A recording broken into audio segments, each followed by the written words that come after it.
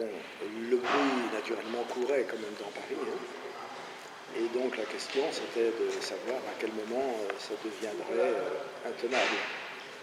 Et pour ma part, à compter de l'instant où Jérôme Cahuzac avait dit que ces rumeurs étaient injustifiées, je pensais qu'il avait la preuve du caractère injustifié. Et j'ai été complètement pétrifié à l'idée qu'il avait choisi le mensonge, qui est la pire solution dans des cas pareils. Quand on se met dans une mauvaise situation, il faut assumer, il ne faut pas essayer d'esquiver.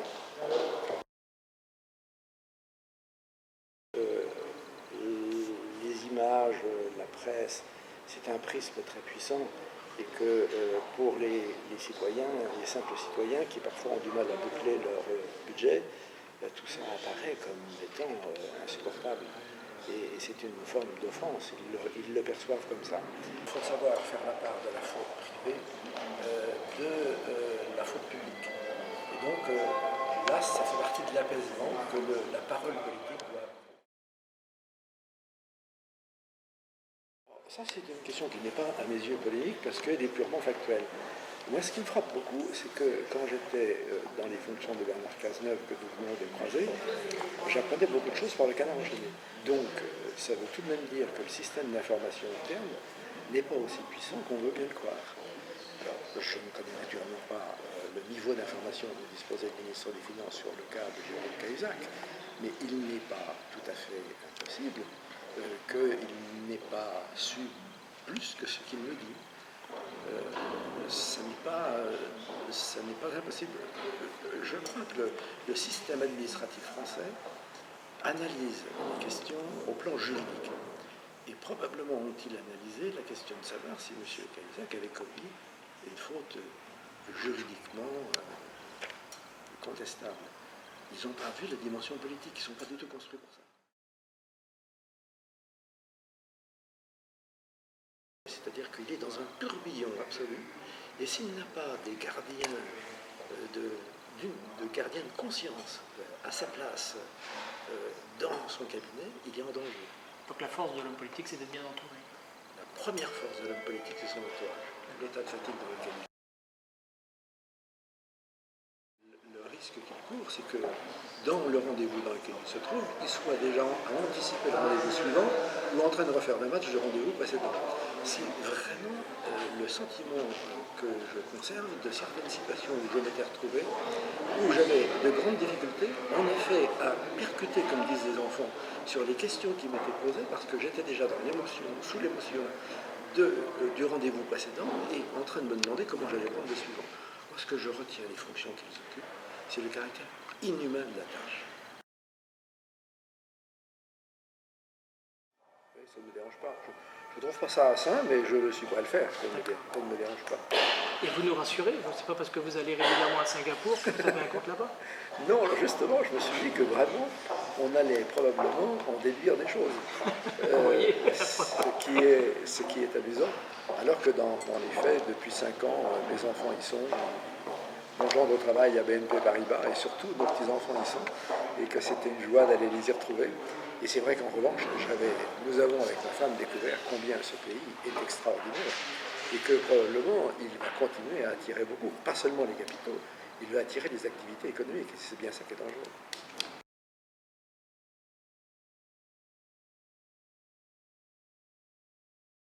Pour bien poser les choses, moi j'ai été proche de François Bayrou sur les questions de finances publiques. Et je ne me suis jamais vraiment pris pour un homme politique comme lui, c'est-à-dire capable d'appréhender l'ensemble des sujets. Sa quête consiste à essayer de créer un centre qui s'élargisse à la fois à droite et au centre. Cette démarche est, à mon avis, la seule raisonnable, mais elle sert à un handicap qui n'est pas mince, c'est la Constitution. Puisque notre Constitution prévoit que vous n'avez que 2 candidats au second tour de l'élection présidentielle. Ce que je crois, c'est qu'aujourd'hui, ce qui monte, c'est le populisme, ce sont les extrêmes, tant à gauche qu'à droite, et que la raison serait que la gauche modérée et la droite modérée avec le centre constituent une sorte d'union démocratique pour passer les 2 ou 3 années extrêmement difficiles que nous avons à passer. Ça ne veut pas dire qu'ils doivent renoncer à leurs convictions spécifiques. Ça veut dire qu'ils s'accordent sur l'idée qu'ils ont un périmètre commun de valeurs qui leur permet de travailler ensemble. Le lien de proximité. Il me semble que les Français ont besoin d'avoir des élus qu'ils connaissent, dont ils peuvent juger du comportement et de l'esprit de responsabilité. Et ça suppose donc que le mode de scrutin leur permette de choisir. Or, on s'aperçoit que les scrutins modernes, liés, paraît-il, à la parité, liés à un certain nombre de règles, aboutissent à des modes de scrutin qui sont incompréhensibles par les citoyens.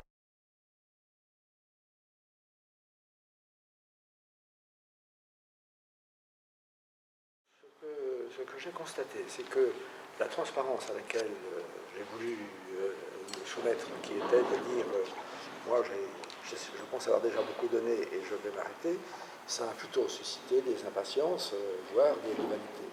Et que la sagesse, c'est de ne jamais dire le terme qu'on s'est fixé à soi-même.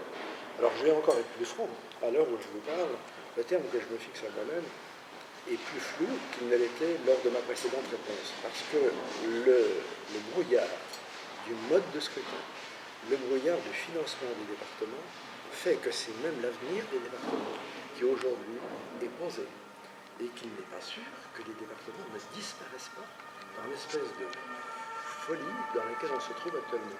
Et donc ce serait le plus mauvais moment pour un président, parfois contesté, mais connaissant bien le job, de lâcher la barre. Donc pour l'instant, c'est plus dans mes préoccupations immédiates.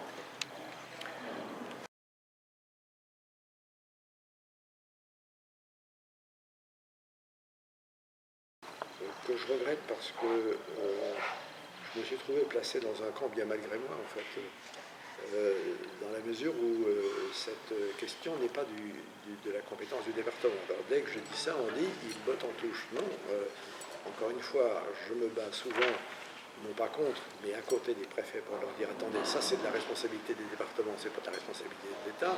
Là, c'est totalement de la responsabilité de l'État. Si je m'immisce dans le débat, on va dire vous voyez que vous n'êtes pas correct, puisque là il s'agit d'une responsabilité d'État. Il se trouve que cette affaire est née bien avant que je sois président du Conseil général, quoi qu'on en dise. Et donc, moi, je ne l'ai découverte que très tardivement. Et au moment où je l'ai découverte, la justice était saisie. Et en conséquence, étant magistrat moi-même, je crois quand même que la séparation des pouvoirs est un minimum dans un pays. Et qu'en conséquence, il faut laisser les juridictions statuer. Les opposants, moi j'entends parfaitement leurs désaccords et leurs courroux, mais ils me demandent l'impossible. Ils me demandent, à la fois ils veulent poursuivre leur procédure, ce que je comprends, et ils veulent que j'intervienne dans la procédure. Non, il faut choisir. Soit ils disent, on entre dans un débat amiable avec l'opérateur contre lequel on combat, et auquel cas, là on peut discuter. Soit ils disent, nous sommes dans un contentieux, il faut laisser la justice trancher.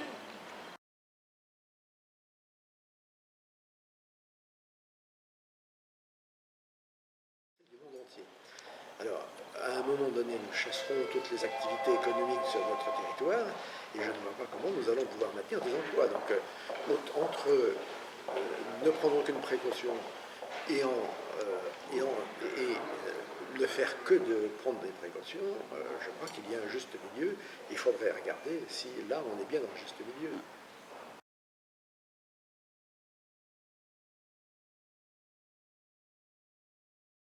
Et assez européanisé maintenant, c'est-à-dire le même que le corps de règle des autres pays, ce qui les met à égalité du point de vue de la concurrence.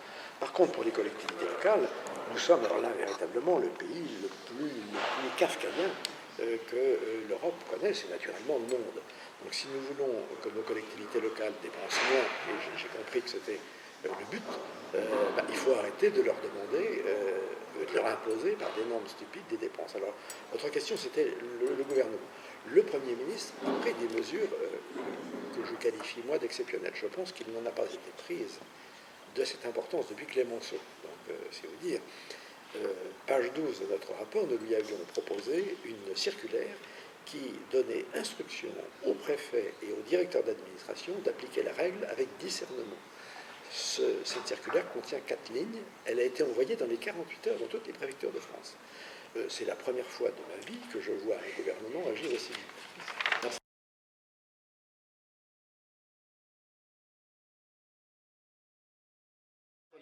La première, puisqu'on est à Bercy, on est dans la maison des finances publiques, la première est rude, mais alors elle serait copernicienne. Ce serait que le Premier ministre dise les administrations françaises ne dépenseront pas plus en 2014, parce que 2013 est déjà bien engagé, qu'en 2012. Et je suis certain que les administrations sauraient faire. C'est un effort colossal, mais c'est aussi probablement le moyen d'obliger toutes les administrations à revoir leur manière de fonctionner. Ça, c'est la première mesure. La deuxième mesure, elle est relative au droit. La première est relative aux finances. La deuxième mesure est relative au droit. Là encore, que le Premier ministre décrète le vrai moratoire pour le règlement, comme il vient de le faire, mais pour les lois aussi. C'est-à-dire qu'aucune loi nouvelle ne doit être adoptée si on n'en abroge pas autant à due concurrence, de manière à ce que le droit ne soit plus utilisé par les administrations et par le corps politique pour freiner le pays. Le seul moyen de permettre au pays de se libérer et de repartir de l'avant, c'est que le corps de règles qu'il lançait se simplifie. Et puis la troisième mesure, elle est probablement idéaliste et irréaliste, mais c'est que le président de la République dise, écoutez, pendant 2 ans, on va faire une pause partisane, et en conséquence, je forme un gouvernement composé de personnes allant du centre gauche, bien sûr, enfin de la gauche dite républicaine à la droite dite républicaine. Je le fais en fonction des qualités personnelles de ceux qui vont composer ce gouvernement. Ça ne durera que 2 ans, mais ces 2 années-là seront consacrées au redressement. Je pense qu'avec une mesure sur les finances, une mesure sur le droit, une mesure sur la politique, le choc démocratique serait réalisé.